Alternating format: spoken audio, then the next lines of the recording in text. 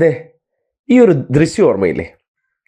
പാലക്കാട് ഉപതെരഞ്ഞെടുപ്പ് വേളയിൽ ഇടതുപക്ഷ സ്ഥാനാർത്ഥിയായിട്ടുള്ള ഡോക്ടർ പി സരിനോട് യൂത്ത് വ്യാജം പ്രസിഡന്റും ഇപ്പോഴത്തെ MLA-യുമായിട്ടുള്ള രാഹുൽ മാങ്കൂട്ടത്തിൽ കാണിച്ച ഒരു മര്യാദകേട്.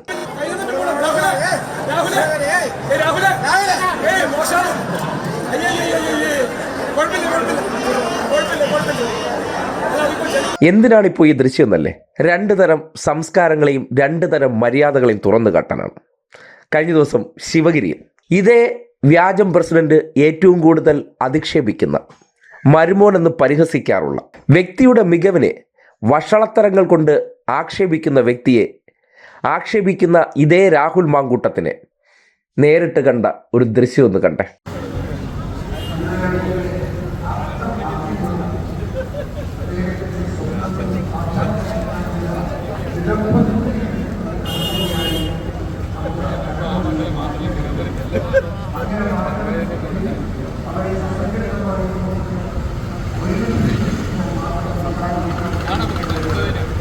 കണ്ടോ? ഇതാണ് രാഷ്ട്രീയ മര്യാദ.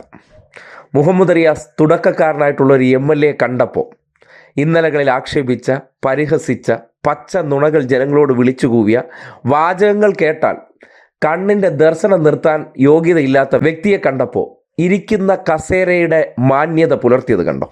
കയ്യിൽ പിടിച്ച് കാര്യങ്ങൾ കേട്ട് ഒരു തുടക്കക്കാരനെന്നുള്ള നിലയ്ക്ക് ചേർത്ത് നിർത്തിയ ദൃശ്യമാണ്. ശിവഗിരി തീർത്ഥാടനവുമായി ബന്ധപ്പെട്ട് റിയാസും രാഹുൽ മാങ്കൂട്ടവും ഒരേ സമയത്ത് അവിടെ എത്തുന്ന സാഹചര്യത്തിലായിരുന്നു ഈ ദൃശ്യം. അത് ഇടതുപക്ഷത്തിൻ്റെ ഭാഗമായി നിൽക്കുന്നവരുടെ രാഷ്ട്രീയ മര്യാദയും അന്തസ്സിനെയാണ് കാട്ടുന്നത്. തുടക്കത്തിൽ കാട്ടിയ ദൃശ്യം ഓർമ്മയില്ലേ? സ്ഥാനാർത്ഥി കൈകൊടുക്കാൻ വിളിച്ചിട്ട് പോലും അപമാനിച്ച് കടന്നുപോയ അതേ വ്യക്തിക്ക് മുന്നിൽ ഈ ദൃശ്യം കാട്ടിക്കൊടുക്കുന്നത് രണ്ട് സ്കൂളുകളിലെ സംസ്കാരമാണ്.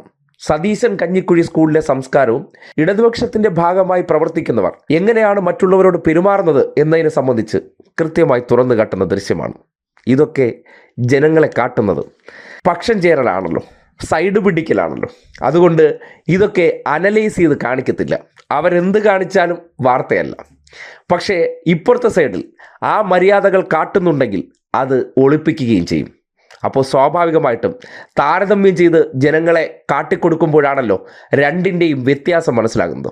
അതുകൊണ്ടാണ് റിയാസ് കവലകളിൽ മൈക്ക് കെട്ടിയും മാധ്യമ കോലുകൾക്ക് മുന്നിൽ പലതരം ആക്ഷേപങ്ങൾ ഉന്നയിച്ചിട്ടും ഈ രീതിയിൽ ഒരു അസഹിഷ്ണുതയും കാണിക്കാതെ തുടക്കക്കാരനായ ഒരു വ്യക്തിയെ ചേർത്ത് നിർത്തിയത്.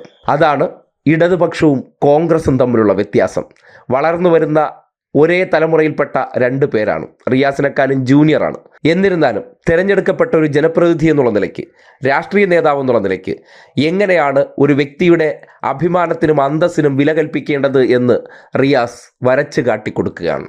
ഇതൊക്കെ കണ്ടിട്ടെങ്കിലും ഒന്ന് നന്നാവടെ മാങ്കൂട്ടമെന്ന് മാത്രമേ പറയാനുള്ളൂ.